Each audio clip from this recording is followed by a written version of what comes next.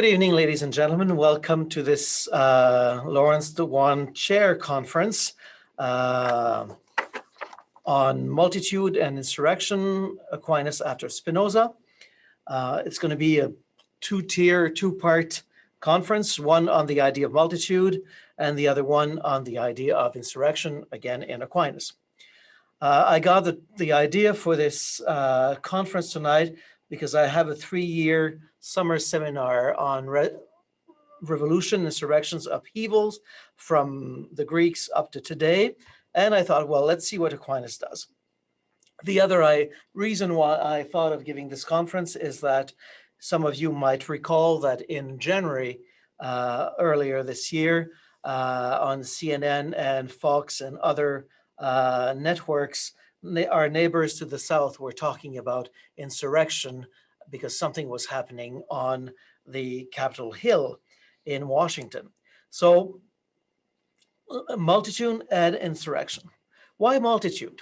Well, because it's becoming fashionable again, but let's try and translate multitude. Very complex debate. Recently, an Italian wrote a long article trying to justify and sort out how to translate that. It's been translated by crowd, by people, by multitude, by masses, depending on the time, if you were English or French or Italian, if you had read Gramsci or you hadn't. So tonight I decided to translate multitude, multitudo in Latin, by multitude. Basically, multitude has become recently, and I'll get to that a bit later, the new buzzword that I put in a class of other words like classes, crowds, groups, masses, mob, people, population, all modern categories that have been brought in to try and find organic connections between individuals once the so-called original or natural or ancient sociability disappeared. So multitude is the latest born, and there, so say many, and we'll have to pay attention to who says that and why a bit later. Now, when we talk multitude and insurrection, what are we focusing on? In multitude, that is. Well, there's 4 possible ways of looking at it. The first one, and I'm playing with the Latin here. The first one, of course, multitudes could have to do with numbers. There's many. They multiply. There are a lot of people that get together. That's one way of looking at multitude. If you think in terms of crowd as translation, a crowd has nothing to do with numbers. If you go to the etymology of crowd, and you find the same thing in the Old Latin for some of the verbs and nouns we're going to use later, the idea is pressure. There's a presence of people who exercise pressure on one another, and that's what a crowd is, and that's what a multitude could be. You can also pay attention to the same social thing in front of you, call it a multitude, but think in terms of disorderly movements. It's going in all sorts of direction from within, and you never know where it's going to turn and when it's going to turn. And of course, as we will see with Aquinas, the idea of multitude will also be linked, especially at the political level, to the idea of noise. Put a bunch of people together, and that makes noise. And if you're a good bourgeois or you're a Roman senator, you don't like noise. You don't like the pressure that builds up when people fill the streets and the forum. You don't like that. You don't like when large number of people go together. No, you don't like that. Okay, so we'll have to see which of these is interesting for us.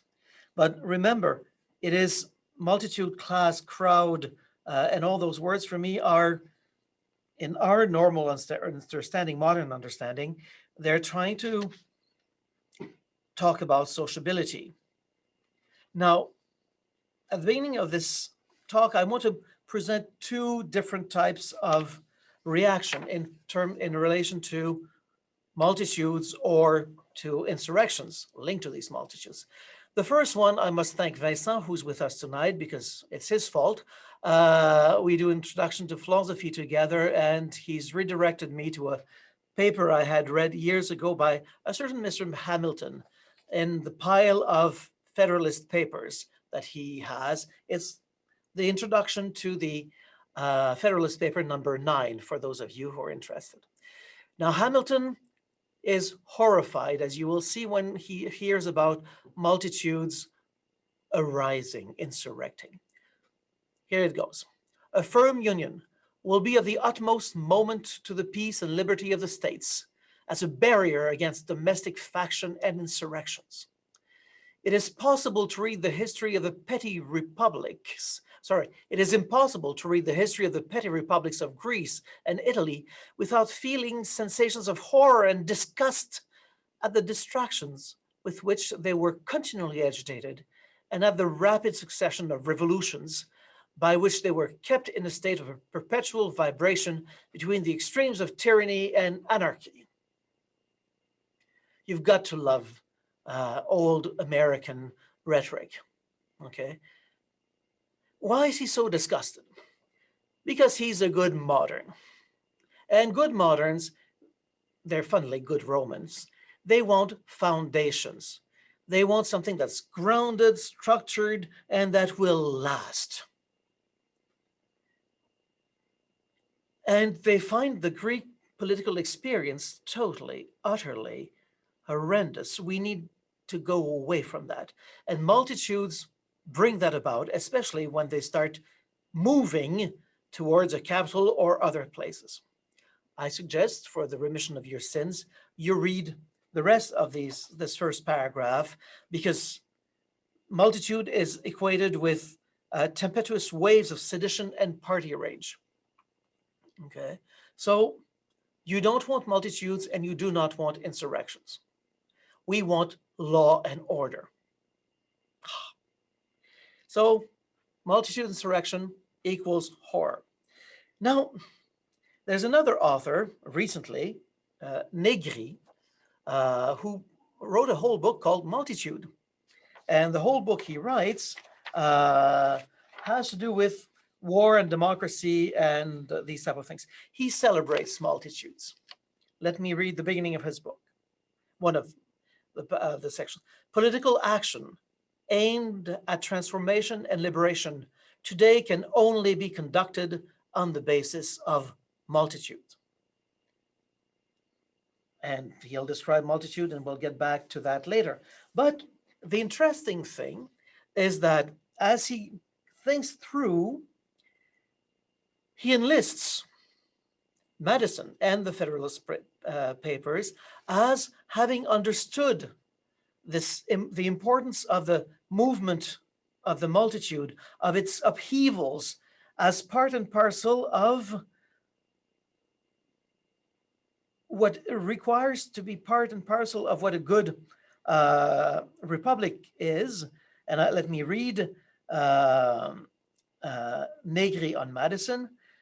The content of Madison's constitutionalism, which has since been called democratic, was but really liberal. It can be described, and often has been, as a mode of maintaining an equilibrium of social classes, whereby an equilibrium of social classes, one assumes the command of the stronger over the weaker. That said, we should never forget that Madison's thought is completely permeated by Republican utopianism, the same utopianism that we find today in the popular revolts and insurrectionists of the global poor. Madison's project was to discover an institutional form that could realize this utopian desire to the extent that the real condition of his day would allow.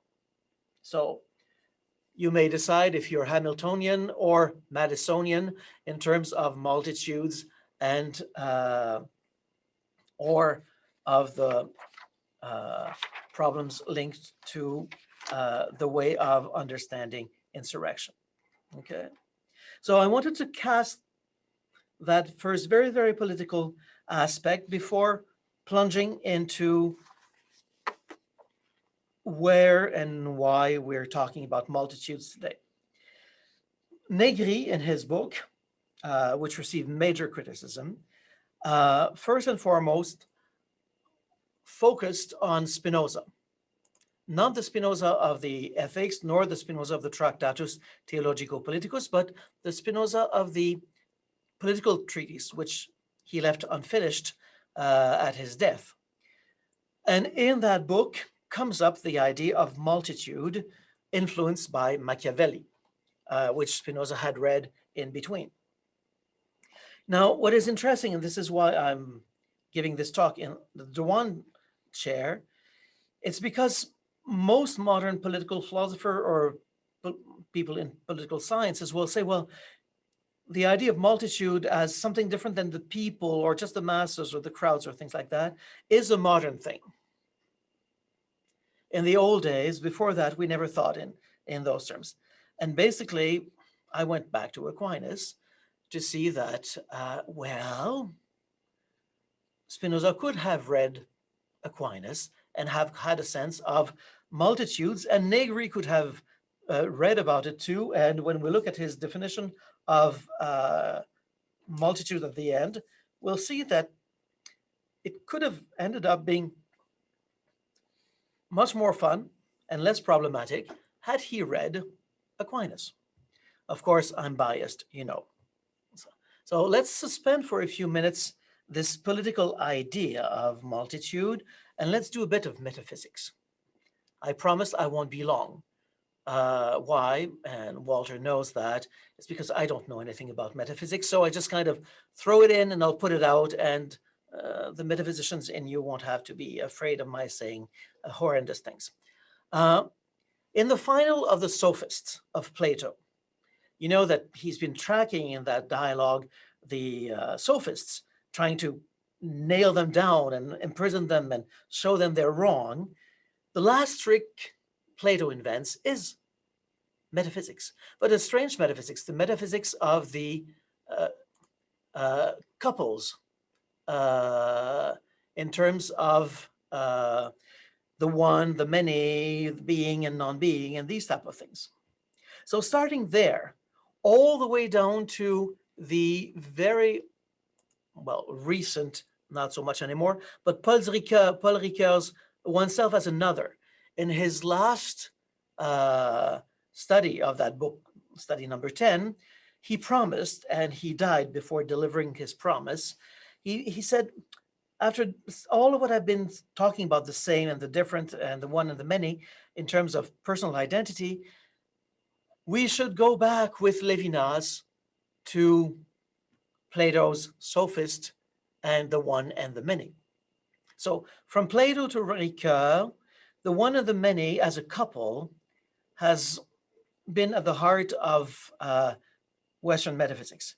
And it got a special twist in the first centuries of our current era, when the Neoplatonists, you know how much I love them, and the theologians, be they Jewish, Muslim, or Christian, reinforced this idea of the one and the many, the one now becoming and being God. Okay. And here are some of the fundamental ways metaphysically they go about this. Multitude, or the multiple, the many, can and must be reduced to unity because it proceeds from it. Okay. There's always an order, an orientation towards unity that structures, organizes, and reduces multiplicity. Okay. So there's the one, and you either participate by representing or refracting the unity in the multiplicity. Okay.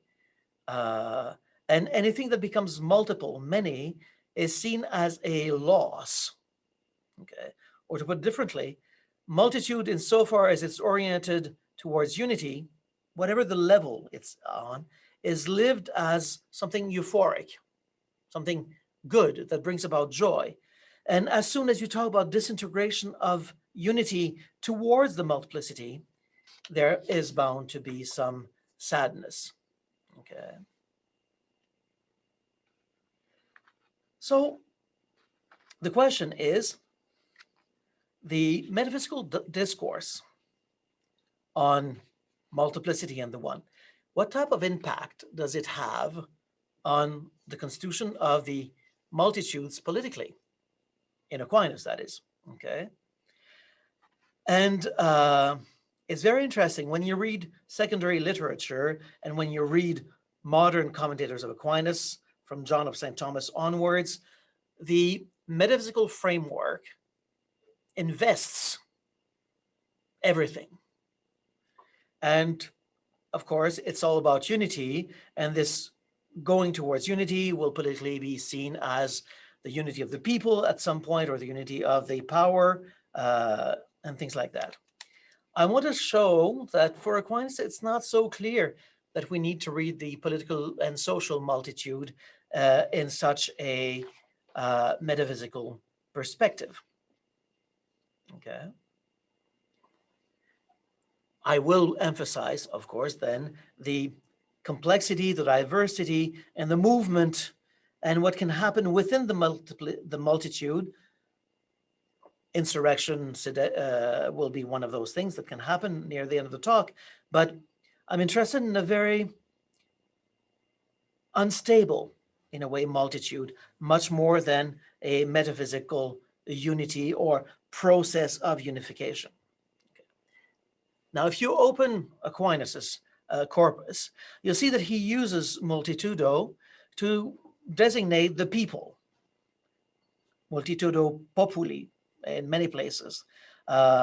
Oftentimes in his commentaries on Isaiah and Jeremiah, because they're political prophets in many ways, so they talk about the people. But it's also multitude designates the city or the regime. And you can have different types of regimes, and you can have regiminis multitudinis. You can have the regime of the multitude, like you could have the regime which would be more aristocratic. Now, when he's talking about regiminis multitudinis, he's thinking in terms of Greek. So it's the multitude of the demos. It's not the people of Canada, and it's definitely not the people of the state. It's the demos. So it is a very, very definite part of the population general, okay, that he's designating. So it's not the whole of the population of the city. So it's not the people, but we'll get more about that later. So he also uses the idea of multitudo to speak of particular types of units or unities. The military one, the economical one linked to the family, and these two that get put together and that form another type of multitude. Because you have, in the families, you've got soldiers. Soldiers have their army, and they've got their type of gathering, and the family still has its own thing. Okay, you have that, for example, talking about unity, but in the tertia parts in question 8 ad secundum. Now, we would be tempted to see this as, and again, commentators, they're a good thing, they're a pain. Read Malebranche and commentators, you will never want to read them again. So they talk about there must be some type of organic unity there. And Aquinas uses the organic metaphor. But very quickly, by the way he describes it, we see that this type of metaphor is way insufficient, because they're in a way very dynamic, very structural. Okay, this goes into this under this and it gets united here, but they're not dynamic. Because the organic metaphor is linked to the family or to the army or to the regimes multitudinis, they forget that they're composed of human beings that desire, that want, that choose, that are pushed, shoved, and they forget the tumults, the social turbulences that oftentimes are present in multitudes. Okay. you get the idea that because it's organic, it all falls nicely into one, as if you never had gas or trouble digesting. Okay. Or to put it bluntly, they have a very, very asepticized idea of what organicity is. They forget how much it can be problematic. So Aquinas leaves oftentimes these ideas of organicity, and he brings the idea of collegium, okay, which is not just a collection or a grouping, okay. It's not just a bring together or a bunch of people, but it's a voluntary association in which you recognize the other as existing in a very close relationship with you, and there's always this idea of justice behind it. And this is often not seen in the commentators. And I think it leads to a more conservative reading of Aquinas if you forget that. But the idea of collegium is at the heart of things for him. And that is, again, voluntary association. It's not contractualism like moderns, no. But I recognize that I have a relationship with you, and recognizing that, I still want to get in there with you, but we'll still have to decide to deliberate and choose. And as you know, we will not be in agreement, neither of opinion, nor of emotions, nor of choice of actions. Okay. Full inner peace and concord are not for today or tomorrow, even in the best possible world. Let's call that the United States, because I have an American beside me. I've got to be nice. But the idea is, no. In a college, I live in one. I presided over one. The organicity involved a lot of gas and a lot of different types of other problems. So we're at the beginning of our thing, but it's Aquinas has these things. So I'll give you the references if you're interested on the collegium thing. De Malo, question 4, article 1. De Veritate, question 7, article 1. And there's also some of that in Prima Pars, question 39, article 3, where Aquinas will use collegium for the army and other groupings, which at other moments he uses the word multitudes for. Okay, so let's be attentive to his way of thinking, and let's not try to go too quickly. So when you say multitude, you say diversity. Okay, and there's kind of two levels in Aquinas on that. There's the level of creation as such, and there's a level of the political multitudes and how we all fit together. Creation required a multiplicity of types of creatures. It required that there be contraries.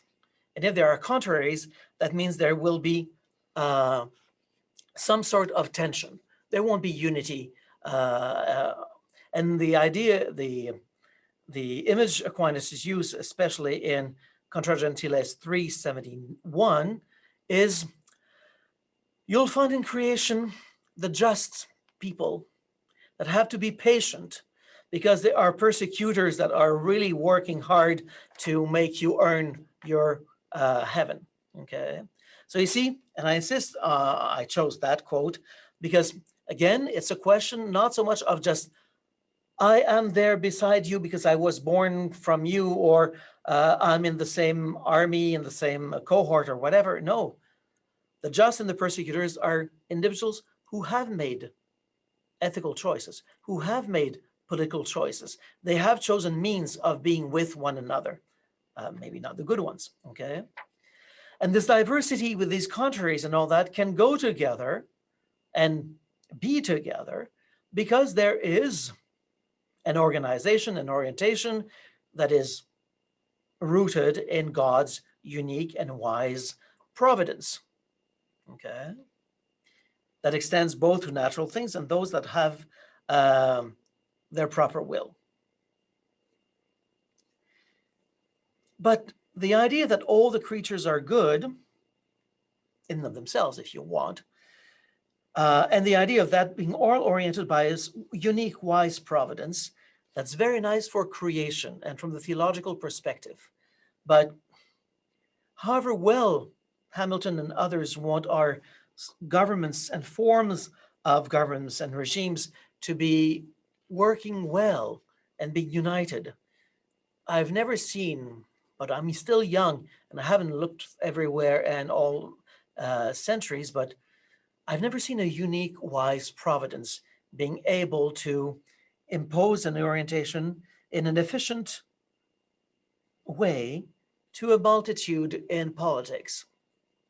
The only time you have that, and we'll have to come back to that because it will lead to insurrection, is when you have tyranny.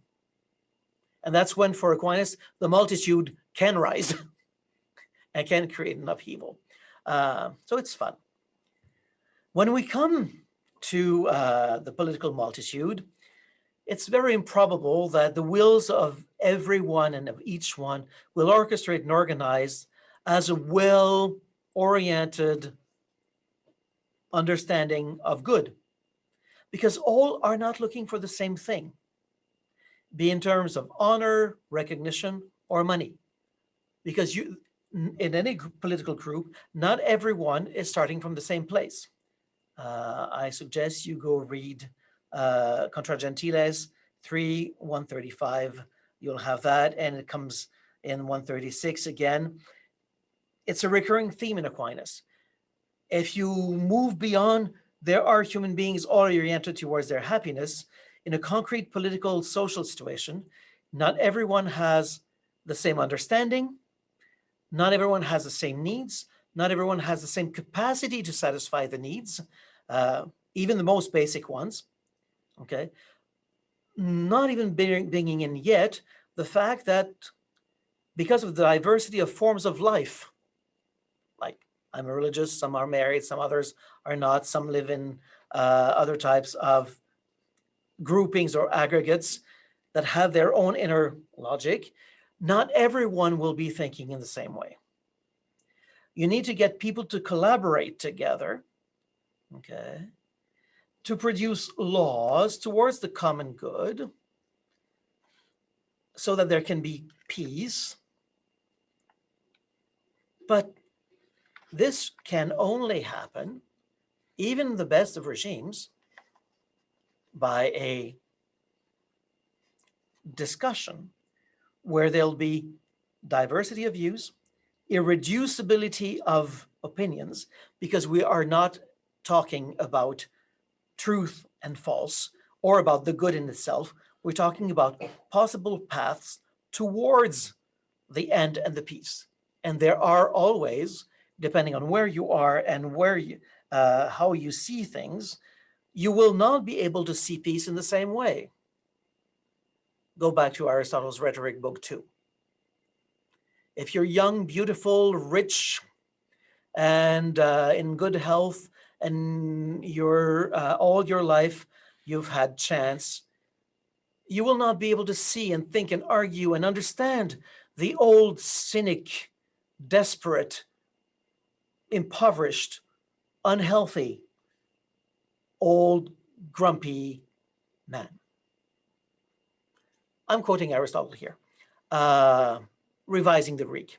So the idea that we're looking for the common good, again, commentators have this idea that it's a clear thing, you just have to think it properly, and it's all going to be there. I don't know where they got that. Definitely not from Aquinas. But the idea for Aquinas is that all of that will require lots of discussion and lots of actions, okay? So the question becomes, when we can ask ourselves, with all these diversity already, can we kind of understand how things would go? Well, Aquinas offers a model at one point, and prima pars, question 11, article 2 ad secundum. He says there are kind of two types of multitudes. The one composed of homogeneous parts, like a basket of apples, and the other composed of heterogeneous parts, like the parts of a house. Now, if I ask you, what type of multitude would you figure a political multitude is? Well, one could be interested in saying, well, it's a bunch of apples. After all, it's all human beings, and it's all human beings created by God in God's image, etc., etc., etc. Or if you don't want theology, they're all human beings born and bred here together. They're citizens of the same country.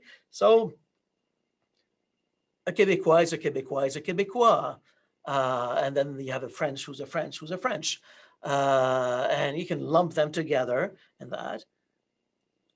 Is that a political multitude? Well, again, some commentators have wanted that. And some of the ideas under republicanism are linked to that way of seeing things. The other part, the idea that we are different, like the different parts of a house. I would say from God's perspective, that probably is the case. I'll be nice. Summa contra Gentiles 3, Gordon Thompson suffered through a whole seminar with me for 45 hours on God's providence and a commentary on Summa contra Gentiles 3. He knows. But from the existential, sociological, or even journalistic perspective of what you see in a multitude, well, what type of a house you're going to end up building with that, it's not clear. And there'll be all sorts of people who will want all sorts of different types of organization, okay? If you're a shoemaker, a soldier, a poet, if you're rich, if you're the one that bakes the bread, your needs to do the good thing you want to be doing for the whole require all sorts of things that the shoemaker will not think necessarily of what the bread maker requires or needs to do, okay? And again, that will require lots of discussion so as to make this work, okay? And it will always be temporary, okay? There's a great sense in Aquinas when you look at his readings and his commentaries on the prophets especially, that he's okay with there'll be changes of regimes and there'll be changes of king. Again, Pace Hamilton. Now, this group, however diversified and however much debates there are basic things that unite them, okay? And they can be brought or bring themselves eventually, sometimes, to think it together and be more or less united. But everyone is an agent there, and everyone is acting, and not everyone is a saint. And since someone who kills someone or someone who does something bad or steals or things like that will kind of shake up the whole, risk corrupting it, because the principles of mimesis, you have that in the Greeks, you have it in Aquinas. You don't have, well, you can go to Spinoza to see it again, but Spinoza emphasized it especially. But the idea is you'll need laws to make sure that people will not do things that will get people to do worse things, okay? So the multitude, even when it's trying to be together and trying to think what's the best for all of us here and now, might be derailed and bring all sorts of tensions because of the unethical behaviors of the members there, even if and when they could be bringing in politically good ideas, okay?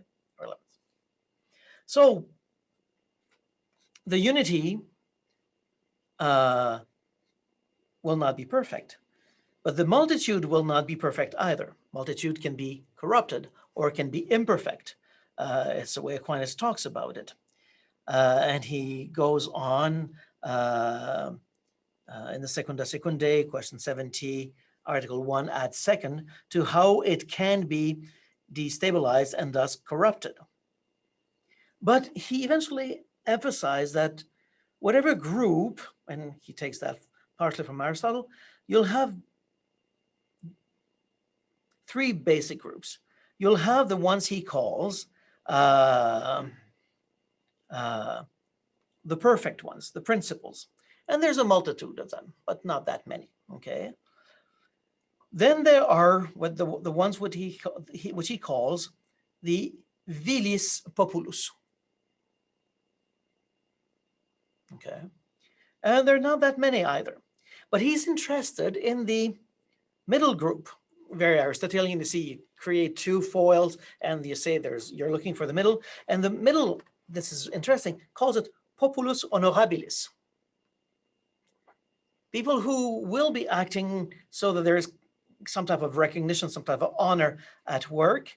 And it's emphasizing not just the fact that we're together, not that we have all different interests and capacities and things like that, things I've already mentioned, but there's a principle where we end up having things together in common. And he's looking at it from the blame and praise perspective, not fully the moral perspectives, because the vilis and the honorabilis, you're at the border between what you praise or you shame, rhetorically in society, and at the border of what becomes ethical.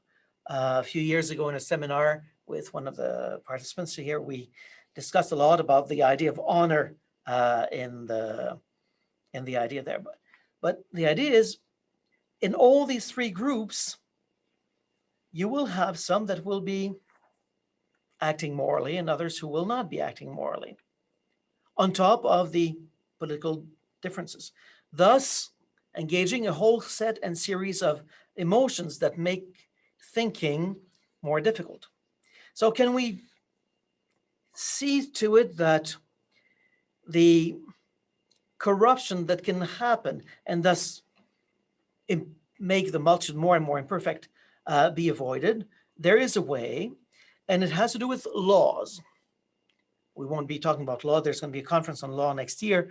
But I'm only interested in the fact that Aquinas makes it very clear, especially in Prima Secundae 96, Article 2 ad secundum, that it can only be gradually, slowly unified. Okay. Laws are not there to make everything work universally in the same way, the way we think of law and the impact of the law, pace lawyers. Laws will have on the long term a gradual effect that will be unifying, maybe, if the laws are good and for the common good. If they're not, well, we just kind of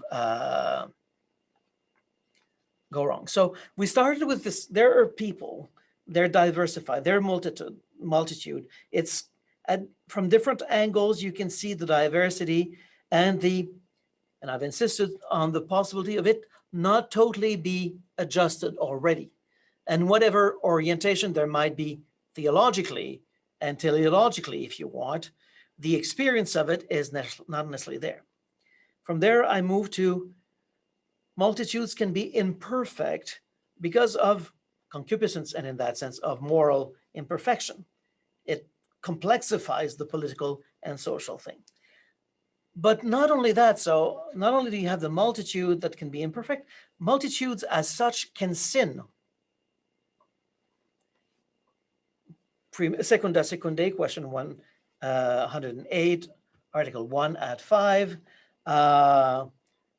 Multitude can do bad things, and multitudes can make people do bad things. Okay.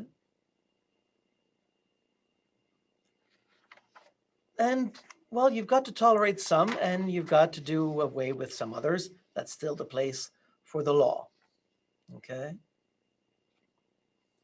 Now, all this being said, you see, we have a complex thing. This multitude cannot be seen, at least in Aquinas, in terms of class. It's not just a crowd. It's not just masses either. It's a very strange social thing. Okay. Now let's try and see what happens to these things in line with the idea of insurrection.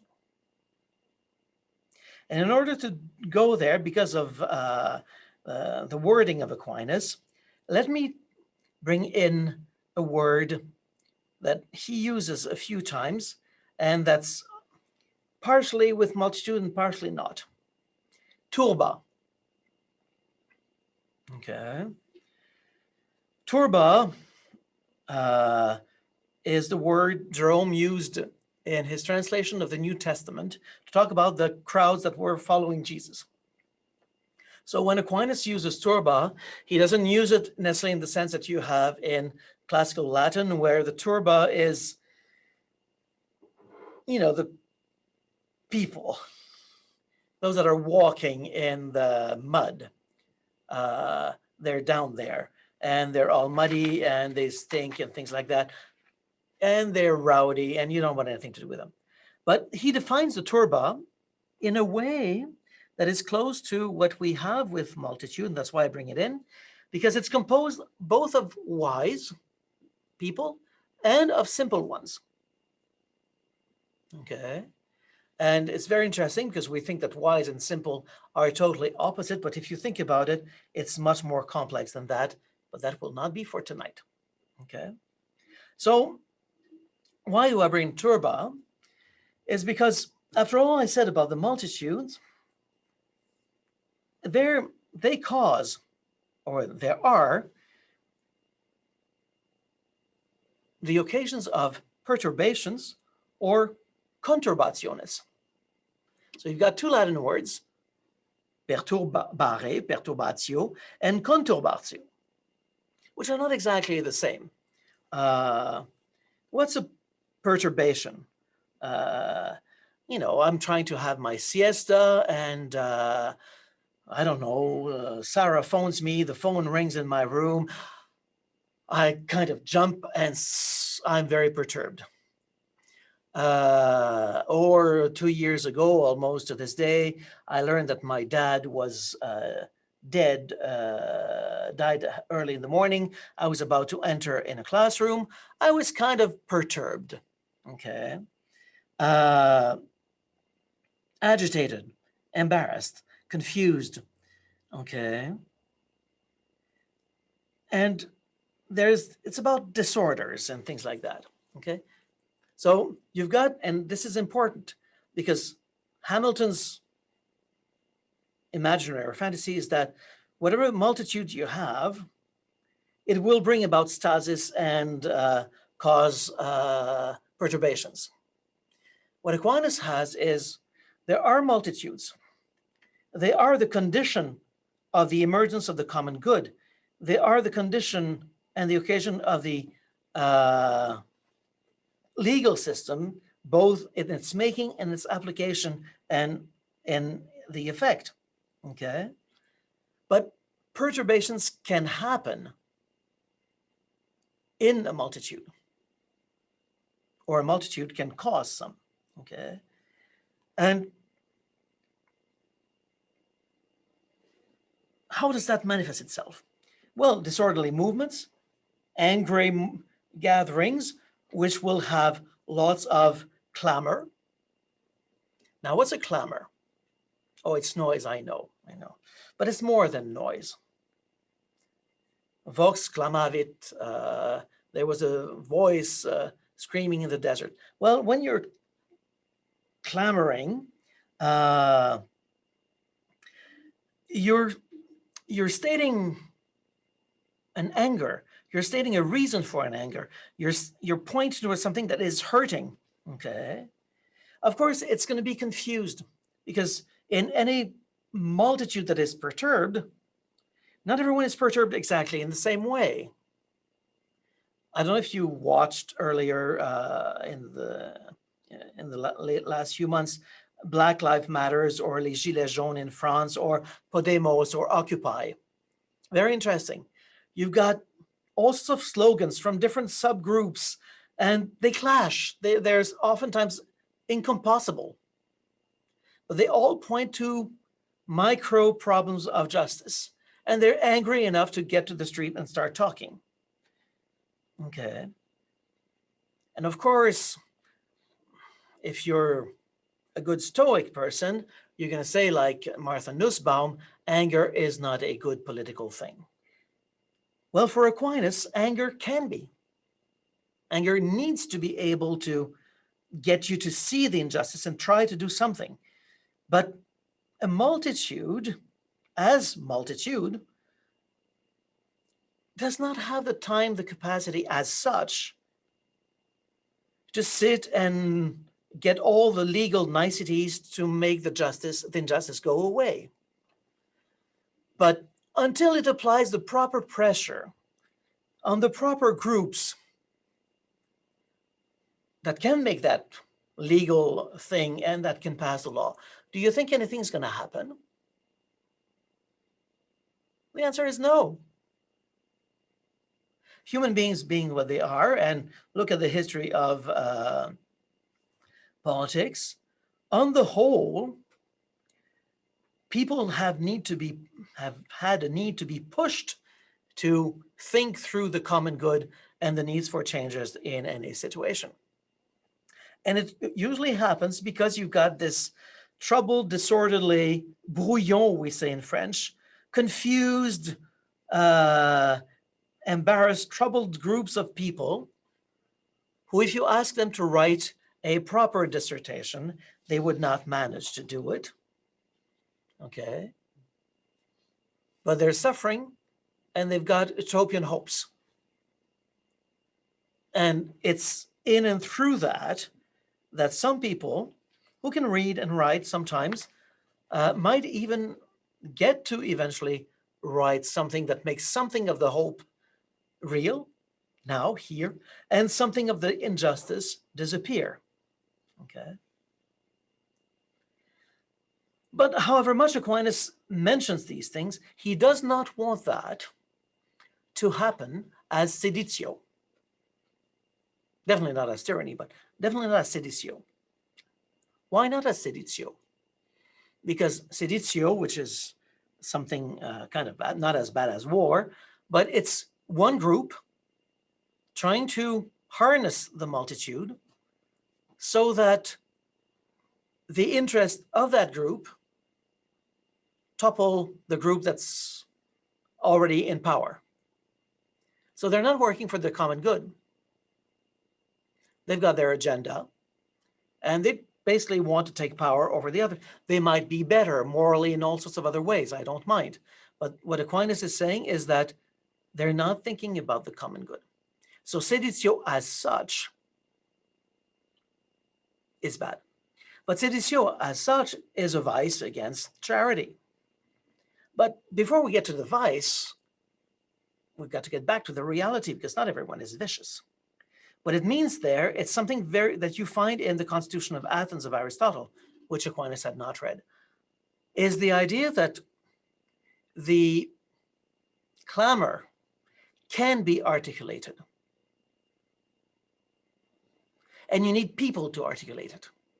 And they might not end up articulating it fully or completely or to the satisfaction of law or of the Constitution. But they will articulate it in such a way that will organize the multitude, that would put it in movement. Rhetoric 101, it's basic. Read again Aristotle, the Constitutions of Athens. What is Aristotle going to say? Well, you had so-and-so who started to talk about this problem, and he got part of the multitude or part of the aristocracy all riled up, and they changed something. Of course, sometimes when the people who can change the laws don't want to change the laws, well, you've got to change the people there. But you see, seditio before it gets to a vice, is signaling something that is important politically. Okay. Second one, next point I want to bring in is the idea of vindicatio. If sedition was a vice against charity and war, vindicatio, which the brothers who translated the Latin summa in English, they translate it as vengeance. Father Dewan, it's the Dewan chair, didn't like the idea of vengeance. He tried different things, but I think if in English, in French, it's difficult. But in English, I think you have the word vindication. Do you have the word to vindicate? So what I'm interested in here again is that if you have a tyrant, the group, the multitude, the people, they can get together and say that there is something that is not being taken care of, that needs vindication. There is a requirement for justice. And they can insurrect and, in a way, trump Roman 13. Okay. Aquinas has that in question 108, which one day we could have a whole session just on that in the Secunda Secundae, because it's definitely not very modern. So our multitudes can insurrect, can have and end up having upheavals, okay? And they're like thunderstorms. They're quick, they're violent, they're noisy, but they transform the atmosphere, okay? And I don't use thunderstorm lightly. If you go to the Latin, perturbations will be linked to thunderstorm and things like that. Gaffio is a great, and the medieval Kang du Cange dictionary are very useful things when you want to work on Aquinas beyond things. Now, I want to finish with a quote from Negri to begin my conclusion, and then bring in something of Rancière, and then I'll be open for question, and I will have spoken for about an hour. The multitude, however, although it remains multiple, it's on page 99 of Negri's book in my edition, is not fragmented, anarchical, or incoherent.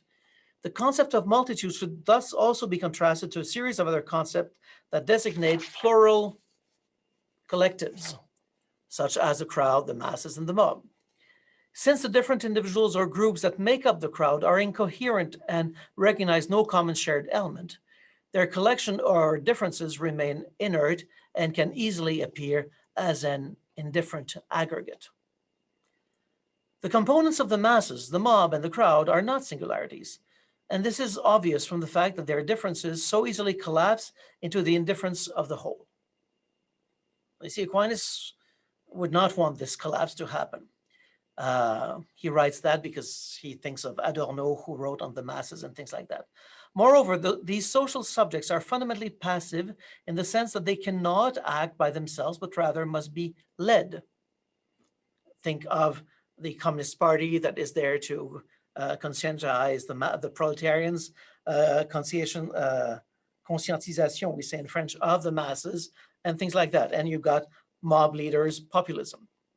Multitude for him is something active, like the type of life that was happening in Aquinas' multitude. The multitude designates an active social subject which acts on the basis of what the singularities share in common. And this is where I think that Negri is still too modern and not, well, he's not Thomas at all, but not close to Aquinas. He still wants the masses to have a community that is already given there, understood, and that's the right thing and the one thing, and it'll make the difference. Basically, the doctrine of whichever revolutionary you want to have, right, left, or center. I think Aquinas is closer with Spinoza, which has more this idea of the multitude as something where it's boiling and you do not have a unified singularity there. The differences do not boil down to something unified. No, multitudes might be looking for the common good, but they're looking at it through a distinction and distribution of the sensible, to speak like Rancière, and through what Rancière calls the sensus.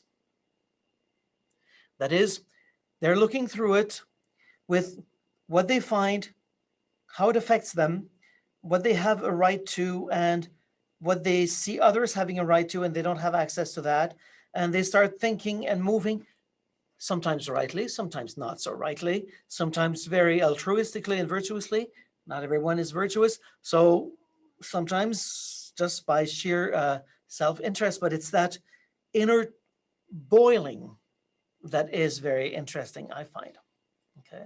And at the heart of that, and I think this is where Aquinas is very interesting, because it would have also theological implications, which I will not bring in today, is that at the heart of Rancière, there's this idea that in any given space-time, there's always a regime which decides who can be heard, who has a voice, and who only has, who has logos, capacity to speak, articulate, argue, reason, and who only has sounds, une voix, like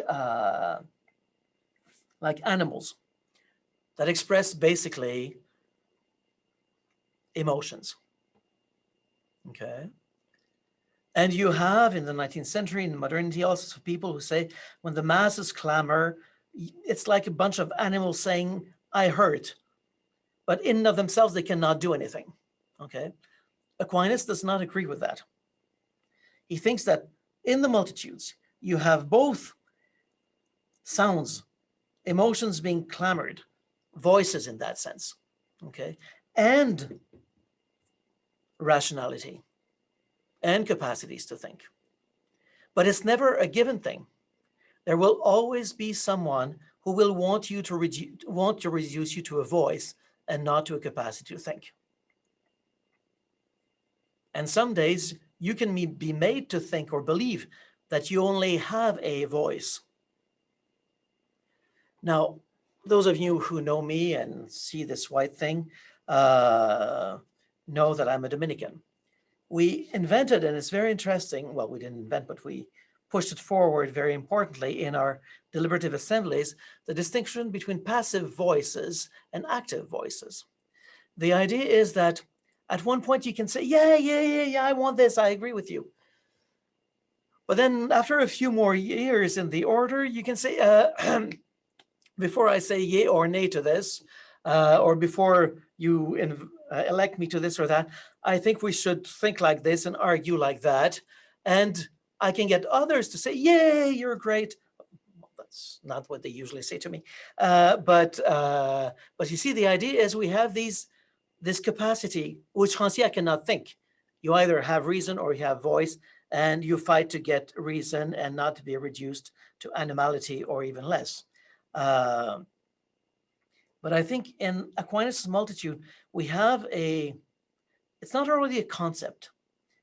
It's more of a regulating idea that we can use to criticize some of the modern sociological ways of describing people, masses, crowds, and things like that, with the type of politics that goes with it. Because insurrection is usually thought of in terms of lutte pour le pouvoir, we say in French, struggle for not recognition, but for power. In the multitudes of Aquinas, it's not about struggles for power or seditions.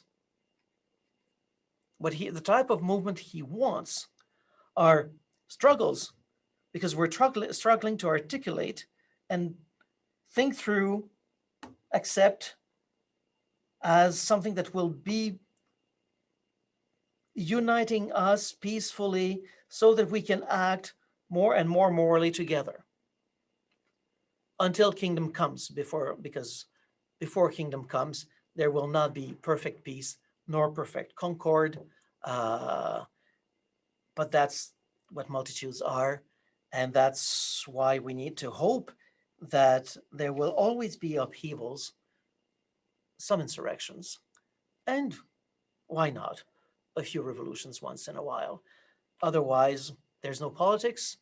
Otherwise, you'll have law and order, but you'll have law and order that will be unjust and definitely not piecing people and concording them. So I believe Aquinas' analysis of multitude could help us here. So that's all I want to put forward to you tonight. And I'm open for questions, commentaries, comments. You can all insurrect and disappear and do whatever. I'll decide who has a voice and who has something rational to say.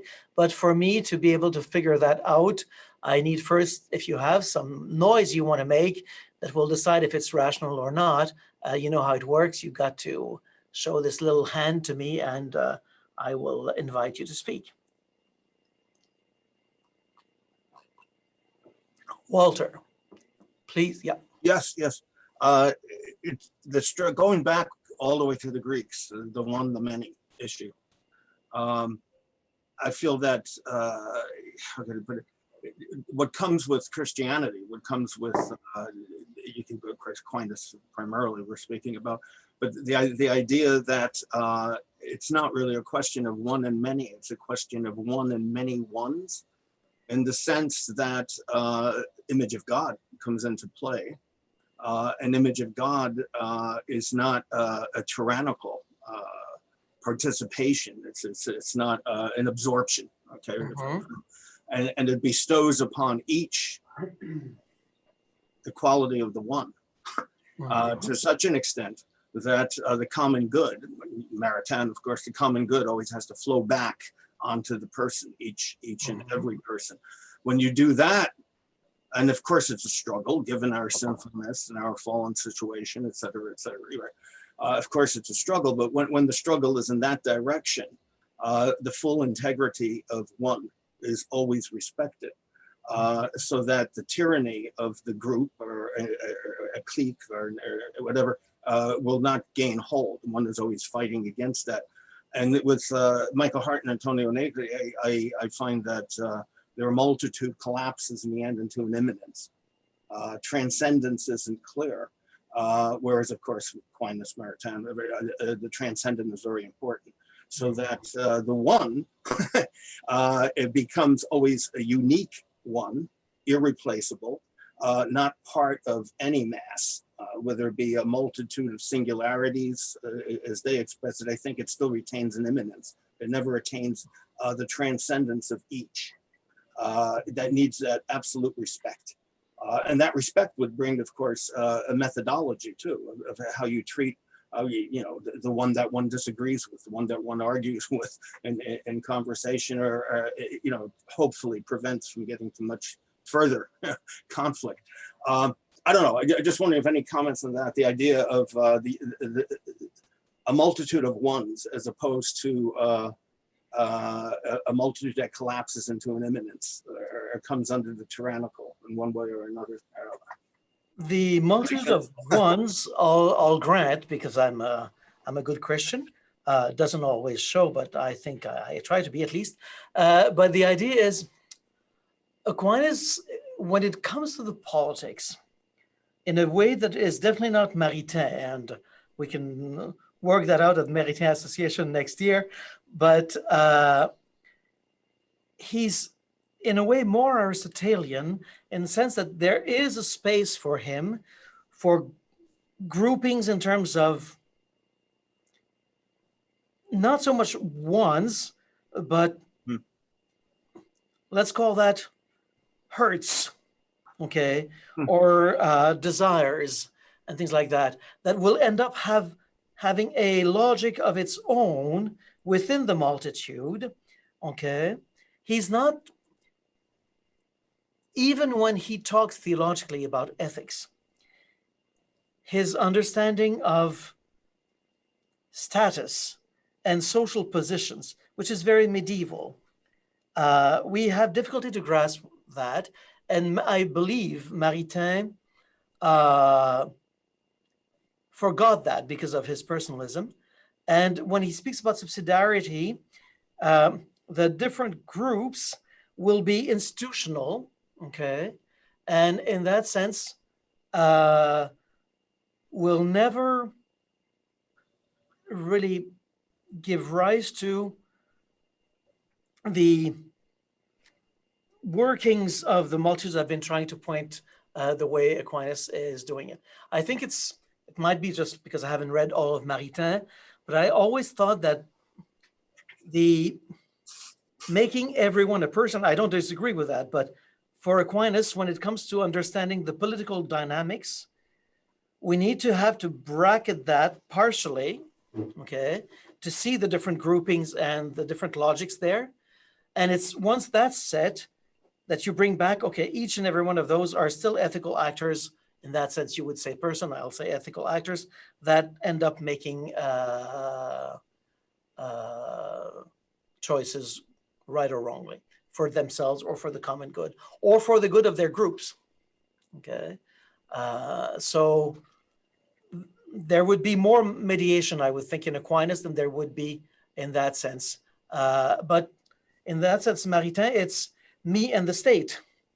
It's very, very much a dissolution or not taking so much into consideration what gave rise to the relationship between the state and the individual. Okay.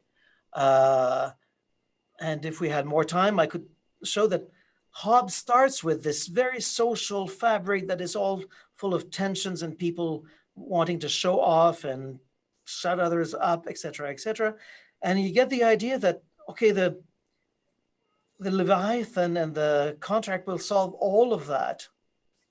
But no, that still is, because that's how you're going to have science and that's how you're going to have balls and things like that. And there's been or to put it differently, there's been a tendency in political philosophy and political science to forget the relationship of the social to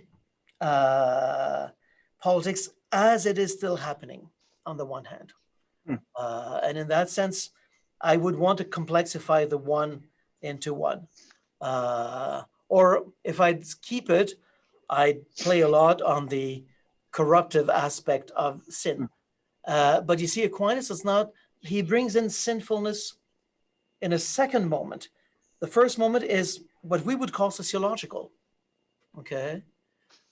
He looks at the acts happening and the ethical character of the actors come in afterwards. It's methodologically, it's a very strange thing. We're not used to thinking like that and in many modern settings. Thank you. Another comment, question. Matthew, you wrote a novel to me. Do you want to speak out the novel? Yeah, so just to kind of get my thoughts clear, I've in the past, doing research for my master's thesis a long time ago, was reading the work of Frans de Waal, the primatologist, and his observations about chimpanzees, bonobos, and humans, and the three very different ways we socialize and create societies. And one interesting thing that he noted was the overall lack of violence in bonobos and the extreme violence in chimpanzees. Humans are somewhere in between, like I said. And the question is, if we, given time, could learn to sort of outgrow our tendency to disagree violently and control our species impulses, perhaps the question of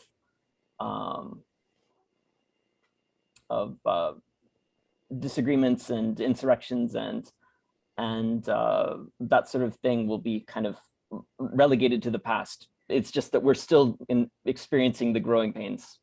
Okay, so once COVID will let me do it, I will go and visit you with holy water and expel the spirit of Habermas out of you. Or if I'm nice, I'll say, yes, you're right, but it will take so much time that the kingdom of God will arrive before. So you can keep on hoping if you want that. But I think that what we see both in theories nowadays, you've got also in the last 30 years, there's been so much people talking about deliberative democracy and little groups and making sure everyone has a voice and is heard and blah, blah, blah. Lots of very nice things have happened. And I'm all for it in a way. But at the same time, the types of disagreements and the subtlety of violence has also been very inventive. I can sound very, very, very, very, very nice and very respectful and ironically kill you, which I wouldn't do because I like you, you know. But the idea is that I've been on so many boards in the last 12 years where all is regulated with all the norms of what you're proposing, okay? Well, ain't happening in at least the places I go. And the problem, I think, is Aquinas has put his finger on it. We can live because we want consensus. We've got difficulty living with disagreements. But for Aquinas, small disagreements about opinions when it comes to do something should not make it impossible for us to work together, okay? The difficulty is because we're not at peace with ourselves. The tensions I have with Matthew Hazel, one of my students in his PhD, he just sent me 59 pages today. You know, I don't like him a lot today. You know, when I'll come to speak with him about those 59 pages, the pain I had reading it will be difficult because I'm not a saint yet to leave out of our conversation, okay? So the idea is, even if we have all the rational structures and we have all of the training required, as long as I come and I'm not at one with myself, I'm not at peace with myself fully, which is not for tomorrow morning either, I will make much too much of some disagreements than ought to be the case. So in that sense, I disagree with the optimism of Habermas, but next year I'm planning a conference on Aquinas and these little disagreements, so we can chat a bit more about that then. Thanks for your comment. Do I see a hand up? Michel? You were mentioning Hobbes earlier, and I get a sense that with moderns, we worry about the problem of order as we can imagine things going to a complete atomization of society. But that for a medieval thinker, there was a floor. There was a certain level of disorder beyond which it could not go because we live in a created universe. How do you think that changes the way people think about the problem? We'd have to look at modernity in different stages. Because in the 17th century, that floor is still there, and Hobbes and company are already writing, okay? By the time you get to the moments, I would say, of the Enlightenment of the 18th century, some of that could be the case, but not everywhere, because by the time you get there, this floor would have been managed, if you want, by nature, that is, or history or reason. Think of Hegel or Kant's history of idea. So there's still something of that floor beyond which there is not that. I'm not sure that the medieval ages, in fact, some of the thinkers, you're right, had that floor and linked it to Providence, etc., etc. And oftentimes the reading we do of Aquinas is to buttress that. But when you think about it, there's a book on population I'm reading in the medieval ages for another thing I'm working, linked to multiplicities and multitudes. And in Western Europe, what we would call Western Europe today, there were in the 13th century more than 3,000 or 2,500 and something upheavals or revolts of peasants or in the cities. The idea of a stable medieval where you know where the flooring is, I think is a projection from the past, from the in the projection onto the 12th, 13th century. of Renaissance or something like that. Because when you think about it, the conflicts, the conflicts between the king, the city, and the university in Paris, we're talking 60 years of struggles and laws and movements and profs leaving the city with their students and et cetera, et cetera. Bakers not baking and things like that. And when you read the sermons and you leave the theologians and the Neoplatonism there, the sermons are not so clear that there is that bottom, that floor that cannot be gone beyond. The idea of there's a fear of chaos. There's a fear, there's lots of different fears of all this could crumble. Okay. So, but this is, we'd have to work more on that. If you want, I can give you references later on this point. One more question, comment, Professor Mador. The Kantian in you must have cringed a few times. Well, on insurrection, right? I really enjoyed the last question. I think it's spot on. The telos of the political order is to tackle the problem of chaos, fundamentally. And Plato had a solution. Tyranny in Greece had a solution, and tyranny was a legitimate form of government. Pisistratus was an applauded ruler. But of course, I think that the rapport to chaos changes in modernity, because we're severed from the reference to God, and more than the reference to God, from this idea that there is such a thing as an order in nature. And so we move, if I may speak of Gaucher here, from the regime of heteronomy to the regime of autonomy. And so I think that I wonder to what extent, I'm not sure what my question is here, but I did have one, but I suddenly forgot it. Just to get back to your comment on violence at one point, I also smiled at the question and your little quip about Habermas, but and you said violence can be inventive. Actually, violence is constitutive, right? In modernity, we build on violence to erect the modern state, which has the monopoly of violence. This is, you mentioned Hobbes, you mentioned Rancière. These are all authors who seek to use violence in order to constitute the political order. So I'm you had that. You see, Joel, you had that with the Greeks. When you read the Constitution of Athens of Aristotle, these changes of regimes were very violent, and it was normal. Yes. But we've come to not want that because we've gotten to democracy, and we have the best way of doing it without violence. I don't think so. Not because of democracy, because Hannah Arendt's thoughts on democracy specifically state that we cannot, there's no such thing as an overcoming of violence in a very loose Greek sense. I understand. I'm not talking about a rebellion necessarily or brutality here, but I think you mentioned stasis earlier on in your presentation. So, and I think Hannah Arendt would say that the institution of democracy is the institutionalization of violence, right? This is why it's a tragic regime. It's accepting that there's no such thing as truth, and what we're left with are more or less enlightened opinions, that get a bigger vote. I mean, there's no, this is what multiplicity is.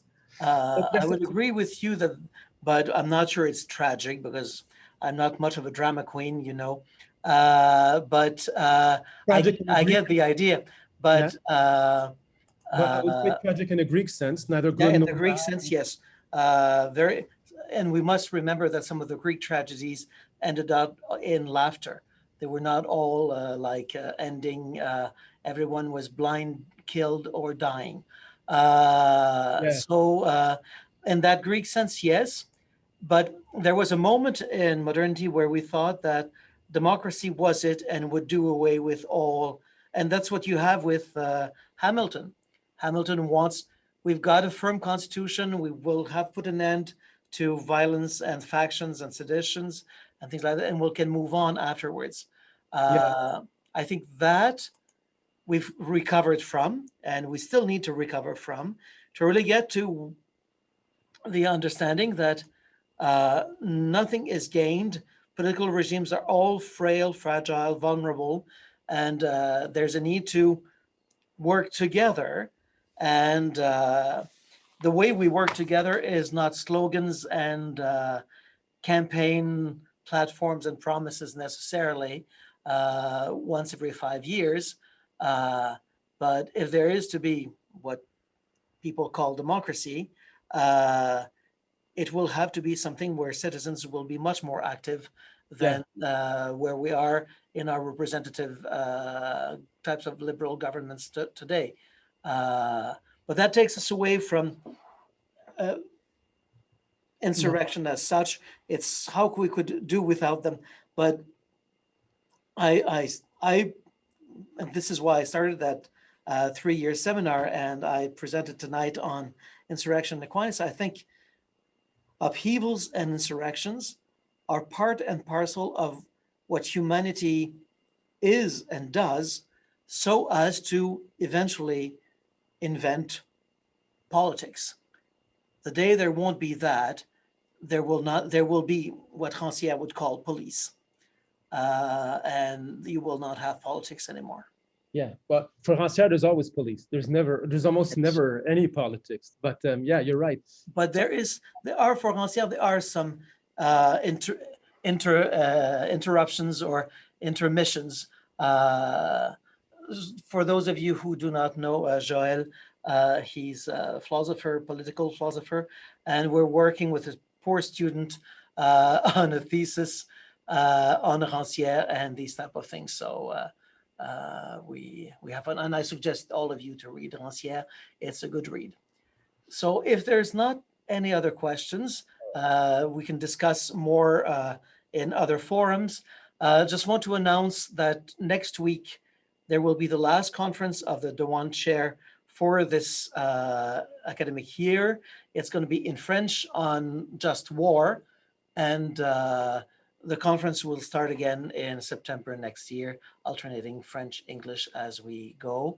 They are recorded. They can be had on the website of the foundation a few days down the road. And I'm working so that they're also available from the Thomistic Institute in Washington in the near future. So I hope this gave you some food for thought. If you want the references, you can hear them on the recorded version, or I can send you some of the references so you can read Aquinas yourselves.